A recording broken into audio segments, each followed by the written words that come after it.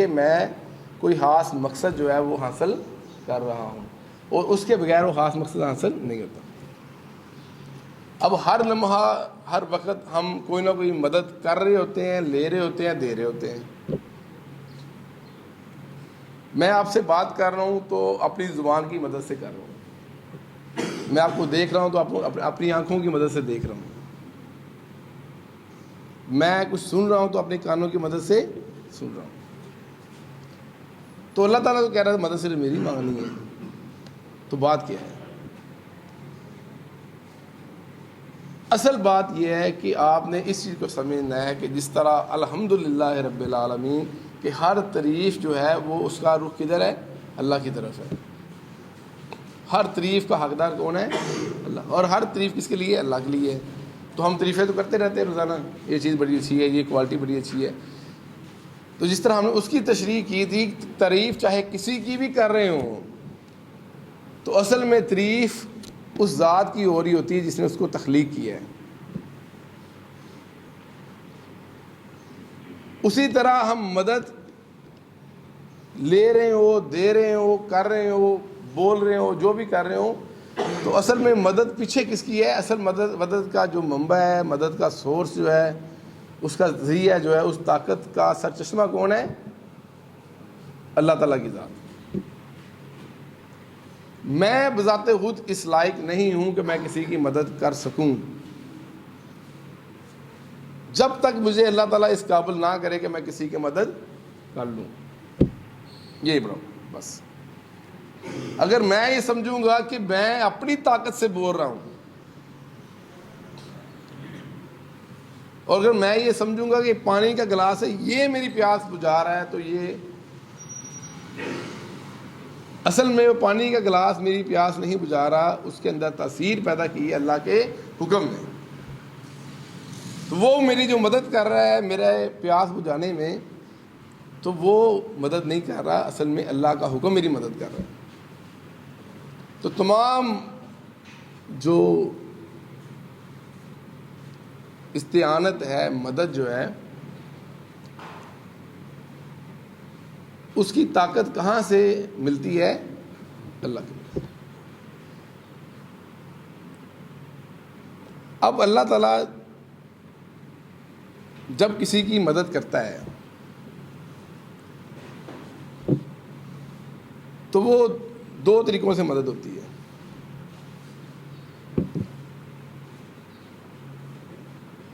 ایک طریقہ تو ہم روزانہ دیکھتے ہیں کہ اللہ کی مدد بالسبب، اسباب پیدا کیے اللہ تعالیٰ نے۔ مجھے گھر میں راشن کی ضرورت ہے تو اللہ تعالیٰ مجھے کوئی بھیج دے گا کاروبار کے متعلق شخص کہ جو لا کے مجھے پیسے دے گا اور میں اپنا راشن جو ہے وہ لے کر آؤں گا۔ اب اللہ نے میری مدد کی ہے بالسبب، کسی سبب سے۔ کوئی بندہ اس کا ذریعہ بنائے اللہ کی مدد مجھ تک پہنچانے کا۔ میں بیمار ہوں، ڈاکٹر کے پاس گیا ہوں، دوائی لی ہے، اب اللہ نے شفا دی ہے، لیکن سبب بیچ میں کون بن گیا ہے؟ ڈاکٹر۔ میں نے لاہور جانا ہے، سفر کیا ہے سواری پر، اور سواری کیا بن گئی ہے؟ سبب بن گئی میری اس میں منزل کو حاصل کرنے کی۔ اب میں یہ بات پہنچا رہا ہوں آپ تک، تو ایک کیمرہ اور ایک کوئی سوشل میڈیا کا ذریعہ جو ہے وہ سبب بن گیا میری بات ان تک پہنچانے کا۔ تو یہ دنیا جو ہے، یہ کائنات اللہ نے بنائی ہے اسباب کے ساتھ۔ اس میں جو بھی کام ہو رہا ہے وہ اسباب کے ساتھ ہو رہا ہے، لیکن کبھی کبھی اللہ تعالیٰ اپنی قدرت دکھاتا ہے کہ میں ان اسباب کا محتاج نہیں ہوں۔ اگر یہ اسباب نہیں بھی ہوں گے تو میں بھی تب بھی تمہاری مدد کر سکتا ہوں۔ تو دوسری مدد جو ہے بلا اسباب۔ تو ایمان اصل میں یہ ہے کہ میں اس بات پہ ایمان رکھوں کہ سبب اللہ کے محتاج ہیں، اللہ سبب کا محتاج نہیں ہے۔ تو جب میں اللہ سے مانگ رہا ہوں اور اللہ سے کہہ رہا ہوں اللہ میری مدد فرما، اور مجھے اسباب بھی نظر نہیں آ رہے، میں بند گلی میں ہوں، رستہ بند ہے آگے سے، اور مجھے نظر آ رہا ہے کہ آگے کچھ نہیں ہے، اسباب نظر نہیں آ رہے، تو میرا کام صرف اتنا ہے کہ میں نے کوشش کرنی ہے، بس اگلا کام اس نے کرنا ہے۔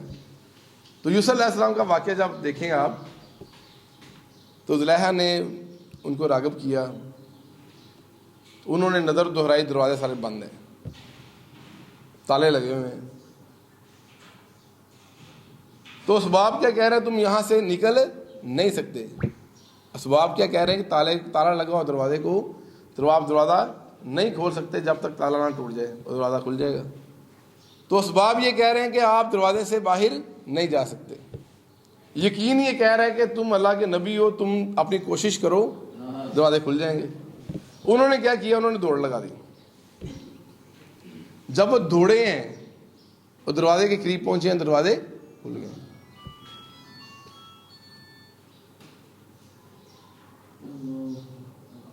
تو جب آپ اس بات پہ یقین رکھیں گے کہ اللہ جو ہے وہ مسبب الاسباب ہے، اسباب کی تخلیق بھی کرنے والا کون ہے؟ اللہ کی ذات ہے، اور وہ کسی اسباب کا محتاج بھی نہیں ہے۔ وہ چاہے تو آپ کی مدد جو ہے وہ کسی سبب سے کر دے، اور چاہے تو آپ کی مدد کسی سبب کے بغیر ہی کر دے، خود بھی کر دے گا مدد۔ تو اس میں جو ایک بڑا اہم معاملہ جو ہے اسباب کے متعلق جو ہے، جس کو ہم دوسرے لفظوں میں وسیلہ کہتے ہیں، تو کیا اللہ سے ہم مدد مانگنے کے لیے کسی وسیلے کے محتاج ہیں، یا اس کے بغیر بھی مدد مانگی جا سکتی ہے؟ یہ بڑا ایک ایسا موضوع ہے جو ایک متنازع موضوع ہے۔ اس پہ میں بات تو کروں گا، لیکن میں اس میں اس رنگ سے بات نہیں کروں گا جو متنازع رنگ ہے، صرف تھوڑا سا آپ کو اس میں کیونکہ موضوع اس طرح کا میں نے بتانا ضروری ہے، میرا فرض ہے۔ اب وسیلہ جو ہے اللہ کی مدد مانگنے کا، یہ 3 طرح سے ہو سکتا ہے، اس کو سمجھیں۔ اگر تھوڑی بات کو بھی زیادہ سمجھ لیں گے تو یہ کافی ہے۔ ہم اللہ سے مدد مانگ رہے ہیں، جب کسی سے مدد مانگے تو پھر اس کا ایک طریقہ ہوتا ہے، سلیقہ ہوتا ہے۔ اس طرح بھی ہم پڑھ رہے ہیں، پہلے ہم نے اللہ کی تعریف کی ہے، الحمدللہ رب العالمین، پھر ہم نے کہا اللہ تو بڑا مہربان رحم کرنے والا ہے، پھر اللہ کو یہ یقین دلایا کہ ہم تمہارے فرما بردار ہیں، تم مالک کو قیامت کے دن کا، ہم ڈرتے بھی ہیں تم سے۔ پھر جا کے آگے دعا کی ہے کہ اہدنا الصراط المستقیم، سیدھا رستہ دکھاؤ۔ تو دعا کرنے کا سلیقہ جو یہ ہے، اس کا ایک طریقہ ہے، اس کا فارمولہ ہے دعا کرنے کا۔ آپ نے کسی سے کچھ جب مانگنا ہے تو پھر کس طرح مانگنا ہے؟ تو وسیلہ جو ہے، پہلا جو وسیلہ ہے وہ ہے آپ کے کچھ نیک اعمال ہیں، آپ ان کا وسیلہ دے کر اللہ سے مانگتے ہیں۔ اس کے ریفرنس میں آپ دیکھیں گے، حدیث صحیح بخاری میں ہے 2215، 2272، 2333، 3465، 5947، اور مسلم شریف میں وہی حدیث جو ہے 6951، 10437، اور مشکات شریف میں 4938، ایک ہی واقعہ بیان ہوا ہے۔ وہ واقعہ میں مختصر سا بیان کروں گا کہ 3 آدمی جو ہے وہ سفر پر نکلے ہیں، اور بارش ہو گئی ہے، اور وہ پناہ لینے کے لیے، بارش سے بچنے کے لیے ایک غار میں انہوں نے پناہ لی ہے۔ اب ہوتا یہ اس دوران میں اسی پہاڑ کا ایک پتھر جو ہے وہ گرتا ہے اور رستہ بند کر دیتا ہے۔ اب ان آدمیوں کے پاس آپشن کیا تھی؟ وہاں پہ مسلح بچھاتے اور اللہ کہتے یا اللہ تیری مہربانی، پتھر سائڈ دے کر دے، ہو سکتی بھی ہو سکتا تھا، کر دیتا اللہ تعالیٰ۔ لیکن انہوں نے جو روش اختیار کی وہ اتنی اہم تھی کہ اللہ کے رسول نے اپنی حدیث میں اس کو بیان فرمایا، اس کا واقعہ بیان کر بنی اسرائیل کا۔ یہ میں تعلیم دینے کے لیے۔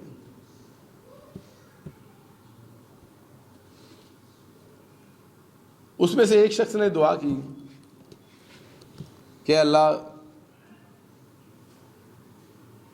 میں نے فلانے وقت میں جب میرے والدین کو طلب ہوئی، پیاس ہوئی، تو میں پیالے میں دودھ لے کر آیا ان کے لیے، تو میرے آتے وقت وہ سو چکے تھے۔ اب میں ان کے سرانے کھڑا ہو گیا، ان کو اٹھانا میں نے بے عد بھی سمجھا، اور اسی دوران میرے بچے بھی بھوکے تھے، لیکن میں نے تیرے حکم کی پیروی کی کہ والدین کی اطاعت کرنی ہے،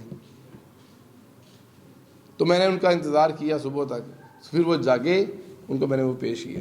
اگر تجھے یہ نیکی میری قبول ہے تو اس پتھر کو سرکا دے، پتھر کو سائڈ پہ کر دو۔ اب اللہ تعالیٰ کو وہ کیا کر رہا ہے، یاد دہا رہا ہے کہ اللہ تعالیٰ میں فلانی نیکی تیرے یہاں سے کی تھی، تیرے پیسے یہاں سے نہیں کی ہے، تیرے یہاں سے کی تھی۔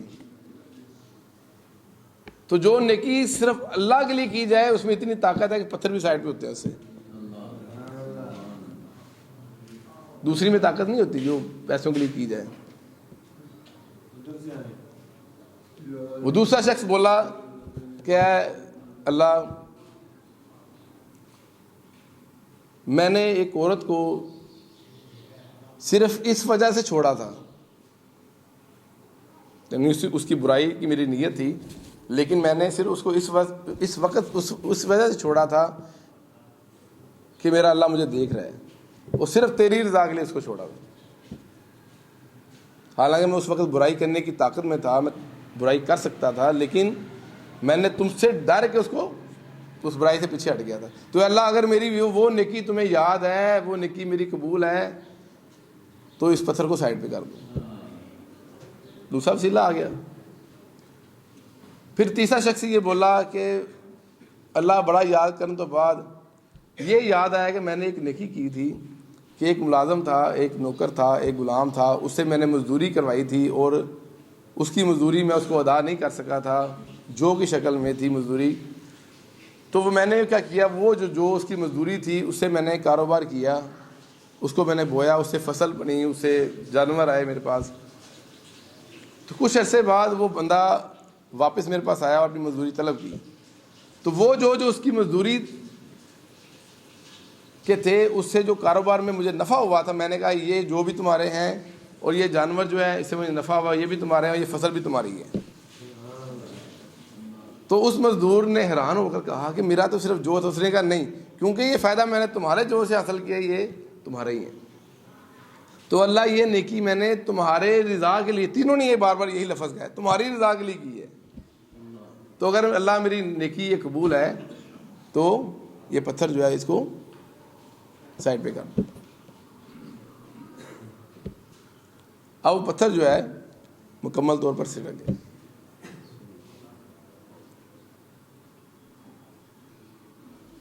اگر آپ کے پاس آپ کی جیب میں کوئی ایسی نیکی موجود ہے جس پر آپ یہ قیاس کر سکیں کہ یا اللہ صرف تیرے سے کی تھی،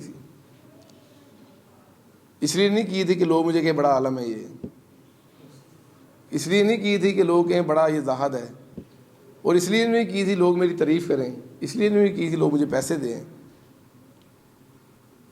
تو اگر کوئی ایسی نیکی موجود ہے جب آپ مشکل میں پھنس جائیں تو آپ اللہ سے اس نیکی کا واسطہ دے کر دعا کریں۔ اور برون اسلام والوں کے لیے تو بڑی اللہ کی رحمت ہے کہ روز ہی ہمیں نیکیاں ہیں کہ اللہ صبح نماز پڑھائیے، تیری رضا سے پڑھائیے، پیسے تو نہیں لائے، یا اللہ مسجد کا فلانا کام میں نے جو کیا ہے، کسی کا نقاب پڑھا کے آیا ہوں، کسی کا جنازہ پڑھا کے آیا ہوں، کسی میت کو میں نے غسل دیا ہے، تو تیرے لیے کیا ہے، تو میرے دل کا حال جانتا ہے، تو میری نیت جانتا ہے۔ تو اگر تیرے لیے کیا تو یہ میرا مسئلہ آ گیا ہے کہ گھر میں پیسے نہیں آئے تو ضرورت ہے فلانی، مسئلہ حل کر دو، اللہ کر دے۔ اللہ کے نبی تو یہی کہتے ہیں، تو ظاہر ہے ان کی بات حق ہے۔ تو مشکل میں پھنس گئے ہو، نیکی کا حوالہ دو، اس سے نکل جاؤ، لیکن شرط یہ ہے کہ نیکی کس لیے ہو، اللہ کی۔ تو پہلا وسیلہ جو ہے وہ کیا ہے، اس نیکی کا وسیلہ جو آپ نے صرف اللہ کے لیے کی ہے، وہ نیک اعمال جو صرف آپ نے اللہ کے لیے کی ہے۔ جو دوسرا وسیلہ ہے اللہ کی مدد چاہنے کا، وہ اللہ کے نیک بندے ہیں، اللہ کے زندہ نیک بندے جو موجود ہیں۔ تو آپ جب سیرت کی کتابیں پڑھتے ہیں تو آپ کو بے شمار واقعات ملتے ہیں کہ نبی کریم صلی اللہ علیہ وسلم کے پاس فلانا آیا، اس نے یہ کہا، ایسے ہو گیا، لوگوں نے کہا بارش نہیں ہو رہی، آپ نے دعا فرمائی بارش ہوگی، ایک صحابی کی آنکھ نکل گئی، آپ صلی اللہ علیہ وسلم نے ہاتھ مبارک وہاں پہ لگایا تو آنکھ ٹھیک ہوگی. وہ تو بے شمار واقعات ہیں. تو اب اگر واقعہ دوبارہ یوسف علیہ السلام کا ہی دیکھیں، یعقوب علیہ السلام نابینا ہو گئے ہیں، ان کی بینائی چلی گئی ہے. تو یوسف علیہ السلام بھی نبی ہیں اور یعقوب علیہ السلام بھی نبی ہیں، دونوں نبی ہیں. اللہ کے سب سے قریب تو وہی ہیں نا جن سے اللہ تعالیٰ رابطے میں ہے. تو یعقوب علیہ السلام بھی دعا کر سکتے تھے یا اللہ مجھے آنکھیں دے دے، یوسف علیہ السلام بھی دعا کر سکتے تھے یا اللہ مجھے آنکھیں عنایت فرما، ابے باپ کو آنکھیں عنایت فرما. دونوں کرتے تو اللہ قبول کرنے والا کرنا تھا. لیکن یوسف علیہ السلام نے کیا کیا، وہ عمر اللہ نے ہمیں سمجھانے کے لیے بتایا ہے کہ کیا کیا. اپنی قمیض دی ان کو کہ تم یہ قمیض لے کر جاؤ اور جا کے میرے باپ کی آنکھوں پہ لگاؤ.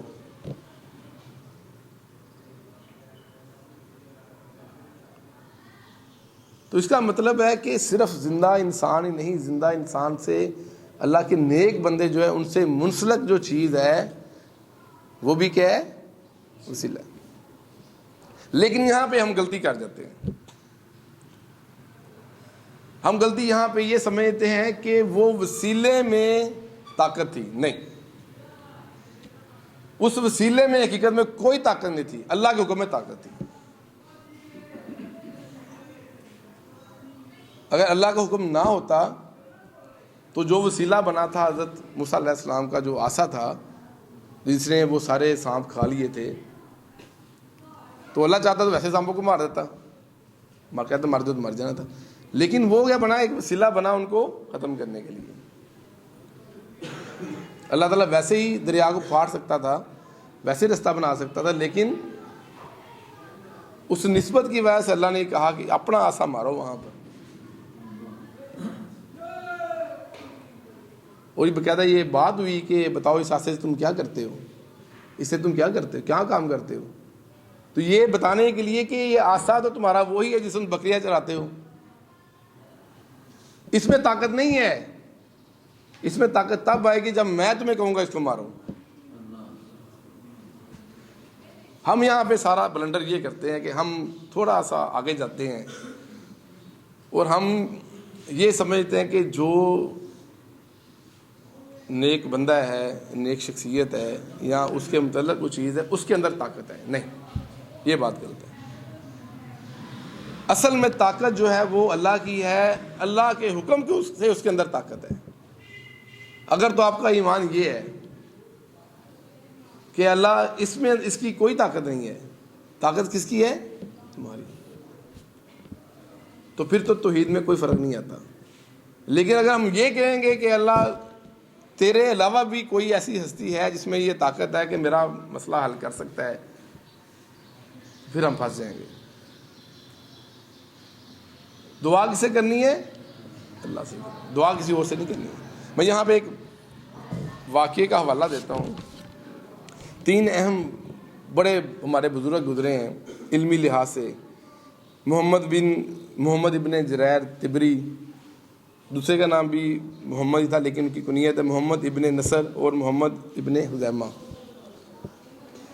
میرے خیال میں اس واقعے سے جو سارا کنسیپٹ جو ہے نا یہ کلیئر ہو جانا چاہیے استعانت کا اور مدد کا. یہ تینوں شخص سفر پر نکلے اور سفر کرتے کرتے ایک جگہ پر ان کو قیام کیا انہوں نے مسجد کے اندر.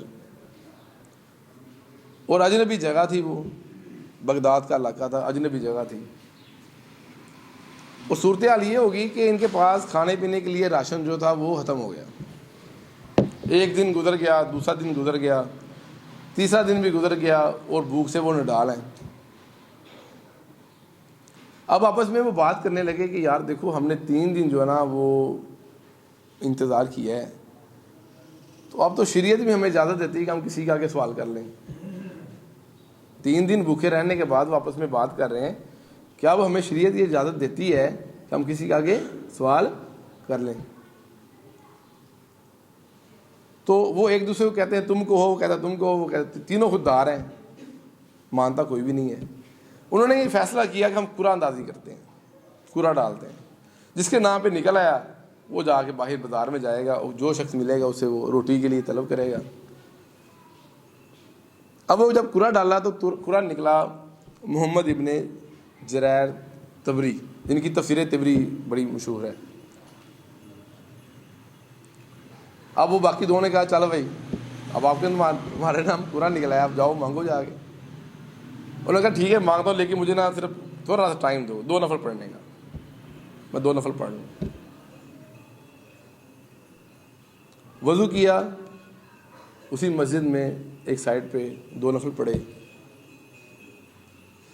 اور اللہ سے دعا کی ہاتھ اٹھا کر، یا اللہ تو جانتا ہے کہ ساری زندگی میں نے تمہارے علاوہ کسی سے نہیں مانگا، کسی سے بھی نہیں مانگا، تو میں اب بھی میرا دل یہی چاہتا میں تمہارے علاوہ کسی سے نہ مانگوں. اللہ میری عزت رکھ، میری مدد فرما. ابھی وہ اس نے آمین نہیں کہا اور اس دروازے کے، مسجد کے دروازے سے ایک شخص اندر داخل ہوا ہے. ہاتھ میں اس نے بڑا سا برتن پکڑا ہوا ہے، اس میں کھانے کی بہت ساری چیزیں ہیں طرح طرح کی، اور وہ نام لے کر پکار رہا ہے فلانا کون ہے، فلانا کون ہے، فلانا کون ہے. اب سارے حیران ہو گئے. یہ آپ واقعہ سچا واقعہ، آپ کتابوں میں پڑھیں، اس کو کہانی نہیں ہے. وہ نام لے کر پکار رہا ہے کہ یہ کون کون لوگ ہیں. اب وہ تینوں حیران ہو گئے، اجنبی جگہ ہے، کوئی جاننے والا نہیں ہے، یہ شخص آیا ہے، ہم اسے نہیں جانتے، ہمیں نہیں جانتے. وہ نام لے کر کہہ رہا ہے کہ فلانے فلانے بندوں کے لیے کھانا آیا ہے. کہتے کھانا تم رکھ دو، لیکن یہ بتاؤ کہ یہ تمہیں کیسے پتہ چلا ہے، ہمیں بھوک بھی لگی ہے، ہم ضرورت مند بھی ہیں، اور تمہیں کیسے پتہ چلا ہمارا نام کیا ہے. اس نے کہا مجھے بھی نہیں پتا. بات اصل میں یہ ہے کہ وقت کا حاکم جو ہے اس کو نبی کریم صلی اللہ علیہ وسلم خواب میں ملے ہیں، اور انہوں نے فرمایا کہ تمہیں کوئی خیال نہیں ہے، ہمارے 3 مہمان فلانی مسجد میں بھوکے پیاسے بیٹھے ہوئے 3 دن سے، اور تم ان کی کوئی خدمت ہی نہیں کی، فوراً بھیجو خادم کو جا کے کھانا دے کے آؤ. اب یہاں پہ 2 چیزیں آپ نے نوٹ کرنی ہیں. دعا کسے مانگ رہے ہیں؟ خواب میں کون آ رہا ہے؟ اللہ آ رہا ہے. اللہ تو نہیں آ رہا نا، کون آ رہا ہے؟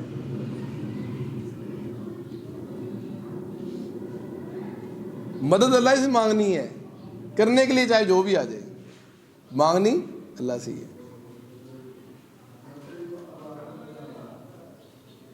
تو اگر آپ اللہ سے مدد مانگیں گے تو اللہ تعالیٰ آپ کے لیے فرشتے بھی اتار سکتا ہے.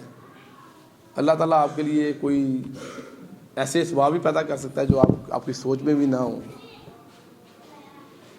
کمی کس بات کی ہے؟ کمی یقین کی ہے. ہم دعا مانگتے وقت سوچتے ہیں کہ یا اللہ ہوں تے کول منگاں گا 5 لاکھ روپیہ تو مشکل نہیں ہوئے گا تیرے ہاتھ سے، چل تو 50 ادھاری دے دے. ہاں کیوں جی طارق صاحب، کچھ دن پہلے میری ان سے بھی اسی موضوع پہ بات، جب اللہ سے مانگو تو بہت حرام مانگو، تھوڑا نہ مانگو. تو بات کمی کہاں پہ آتی ہے؟ یقین پہ. ہم اس یقین پہ قائم نہیں ہیں. دوسری کمی کیا آتی ہے کہ ہم اللہ کی اطاعت نہیں کرتے. غزوہ احد کا واقعہ میں دہراتا ہوں کہ صحابہ کرام تھے، نیک لوگ تھے، یقین بھی تھا ان کا اللہ پر، اور اللہ کے رسول بھی ان کے درمیان میں موجود تھے.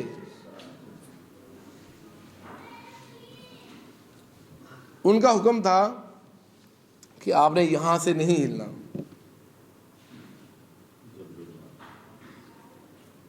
اس پہاڑی سے آپ نے نہیں ہلنا. انہوں نے کیا کیا کہ اس حکم کی خلاف ورزی کی، اطاعت نہیں کی. اللہ کی اطاعت کی، جہاد کے لیے نکل گئے. اللہ کے رسول کی اطاعت نہیں کی، اس پہاڑی پر قائم نہیں رہے. اب جب انہوں نے اطاعت چھوڑی تو اللہ کی مدد بھی رخصت ہو گئی. آج بھی اگر آپ اسی یقین پہ قائم ہے جو ان کا تھا، تو یقین کرے آج بھی فرشتے اترتے ہیں۔ فرشتوں کی کون سی ڈیوٹی ختم ہو گئی ہے؟ یا اللہ کی کون سی طاقت کم ہو گئی ہے؟ وہی ہے، اللہ بھی وہی ہے، فرشتے بھی وہی ہیں۔ کمی کہاں پہ ہے؟ کمی ہمارے اندر ہے۔ تو اقبال یہ کہتا ہے فضائے بدر پیدا کر فرشتے تیری نصرت کو۔ ضرورت کیا ہے کہ فضائے بدر پیدا کرنی ہے، فضائے بدر پیدا کر فرشتے تیری نصرت کو، اتر سکتے ہیں گردوں سے قطار اندر قطار اب بھی۔ آپ اپنے اندر وہ یقین پیدا کریں جو بدر کی فضا کے اندر تھا۔ 313 ہے، وسائل کو نہیں۔ طاقت کس کی ہے؟ یقین کی، کہ اللہ کا حکم ہے، اللہ کا رسول کا حکم ہے، اللہ فتح دے گا۔ تو اللہ تمہارے اختیار کا، تمہارے اسلحے کا محتاج ہے تمہیں فتح دینے کے لیے۔ اللہ صرف یہ چاہتا ہے کہ تمہارے اندر یقین پیدا ہو۔ مدد وہی کرتا ہے، اسباب وہی پیدا کرتا ہے۔ تو بات صرف سمجھنے کی یہ ہے، اللہ پر یقین۔ بنی اسرائیل کا ایک اور واقعہ میں سناؤں گا اور بات کو میں ختم کروں گا۔ بک السلسلہ 3117 نمبر حدیث میں یہ واقعہ بیان ہوا ہے۔ ایک شخص ہے، وہ دوسرے شخص سے کہہ رہا ہے کہ مجھے کچھ پیسے چاہیے، کوئی 1000 دینار یا کچھ رقم چاہیے، تو مجھے یہ رقم دے دو۔ وہ شخص کہہ رہا ہے کہ مجھے کو گواہ دو، کل کو تم مکر نہ جاؤ۔ دوسرا کہ میرا پاس تو گواہ نہیں، میرا گواہ تو صرف اللہ ہی ہے۔ اچھا چلو، انہوں نے کہا گواہ نہیں ہے تو پھر آپ کوئی ضامن دے دو کہ تم پیسے نہ دو تو وہ دے دے۔ تو اس نے کہا میرا ضامن بھی اللہ ہی ہے۔ اب وہ جو شخص قرضہ دے رہا تھا اور جو شخص لے رہا تھا، دونوں صحابی یقین تھے۔ جو اللہ کی ضمانت دے رہا تھا اس کو بھی یقین تھا اللہ پہ، میں اللہ کی ضمانت دے رہا ہوں تو اللہ تعالیٰ پوری کر دے گا۔ اور جو قرضہ دے رہا تھا اس کو بھی اللہ پہ یقین تھا کہ اللہ تعالیٰ کی ضمانت بیچ میں آ کے پیسے مل جائیں گے، ہم نہیں دیں گے کیونکہ ہمارا یقین کمزور ہے۔ اچھا، وہ شخص پیسے لے کے چلا جاتا ہے، قرضہ اس کو مل جاتا ہے کہیں دور سفر پر، تو وہ جب وقت آتا ہے اس کے پیسے واپس کرنے کا، وہ روانگی کا ارادہ کرتا ہے۔ جب وہ دریا کے کنارے پہنچتا ہے تو وہاں دیکھتا ہے کشتی کو نہیں۔ اب وہ پریشان ہوتا ہے، اللہ سے کہتا ہے اللہ میاں میں نے تمہیں ضامن ڈالا تھا، تمہیں گواہ بنایا تھا کہ میں یہ پیسے اس وقت میں واپس کر دوں، تمہاری ضمانت ہے، اور یہ سبب نظر نہیں آ رہا آگے۔ کوئی کشتی ہے نا، سبب، وہ مجھے سبب نظر نہیں آ رہا، تو اللہ میری مدد فرما، کیونکہ میں نے ضمانت تیری دی ہے، تم پہ یقین کر کے ضمانت دی ہے۔ اب وہ ایک سائڈ پہ بیٹھتا ہے اور ادھر ادھر نظر دہراتا ہے، تو اس کو ایک لکڑی کا تنا نظر آتا ہے، کھجور کی لکڑی کا۔ وہ اس لکڑی کو پکڑتا ہے، اس کے اندر سوراخ کرتا ہے، اور اس سوراخ کے اندر وہ پیسے جو ہیں جو اس نے کسی کی امانت دینی تھی اس کے اندر ڈال دیتا ہے۔ اس لکڑی کو کیا کرتا ہے، اٹھا کے اس دریا میں، اس سمندر میں ڈال دیتا ہے، اور یہ کہتا ہے کہ یہ پیسے جو ہے نا، اس کا ضامن کون ہے؟ اللہ، اور اس کا گواہ کون ہے؟ اللہ۔ اب وہ بے جان چیز ہے، اس نے تو جانا ہے دریا کی لہروں کے تحت ہی جس طرف جانا ہے، لیکن کیونکہ اللہ کی ضمانت ہے اور اللہ کی گواہی ہے، اور اس کو بھی پتا کہ میں اس کے محتاج ہوں۔ اب لکڑی نے رخ کر لیا اس شہر کا جس طرف اس نے جانا تھا، جہاں وہ شخص تھا جس کا پیسہ اس نے دینا تھا۔ اب وہ شخص گھر سے نکلتا ہے سیر و تفریح کے کرنے کے لیے، وہ دریا کے کنارے آتا ہے، اس کو یاد آتا ہے کہ یہ وقت وہ تھا جب مجھے آگے بندے نے پیسے دینے، بندہ کو نہیں ہے، وہ بھی اللہ سے ہم کلام ہو رہے ہیں کہ اللہ ضامن تو سے ہے، گواہ تو سے ہے، لیکن پیسے نہیں ملے۔ اب دونوں شخص اپنی اپنی نیت ٹھیک ہے اور توکل اللہ پہ ہے، یقین ہے، درمیان میں سبب بظاہر کوئی نہیں ہے۔ اب وہ لکڑی کا تنا جو ہے وہ اللہ کے حکم سے چلتا چلتا چلتا وہ دوسرے کنارے پہ پہنچ گیا۔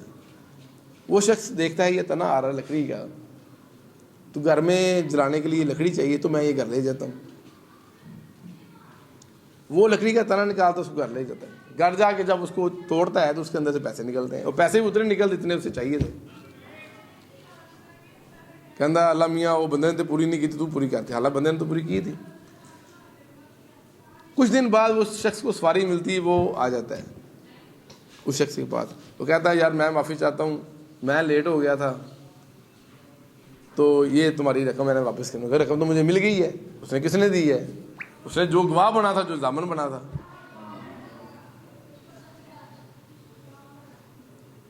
ہم انسانوں کے لیے سب سے بڑی مصیبت جو آج کل پریشانیوں کی سب سے بڑی وجہ یہ ہے کہ ہم نے وہ مسائل بھی اپنے سر پر لے لیے ہیں جو اللہ کے سپرد کرنے چاہیے. بچیاں دا کی بنے گا، روٹی کی تو کھاواں گے، فلانا کام میرا فلانے نے نہ کیتا تو کی بنے گا.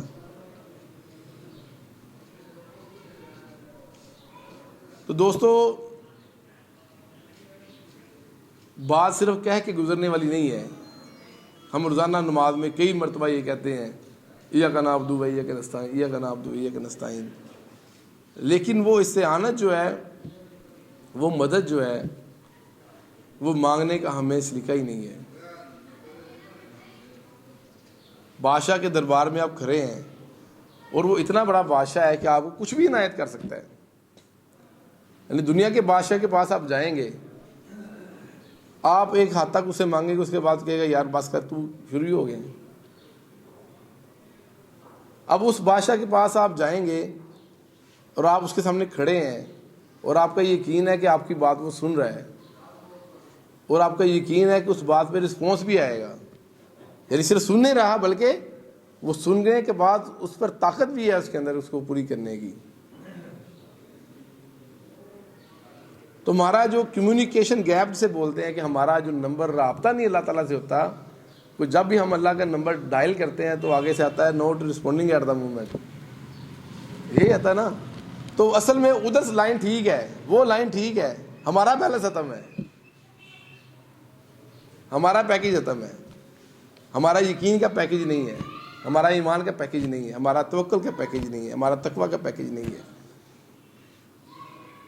پہلے اپنے اندر وہ یقین پیدا کریں، وہ توکل پیدا کریں، وہ ایمان پیدا کریں، پھر اللہ سے رابطہ کریں اور اللہ سے یہ کہیں کہ اللہ تو ہی واحد ایسی ہستی ہے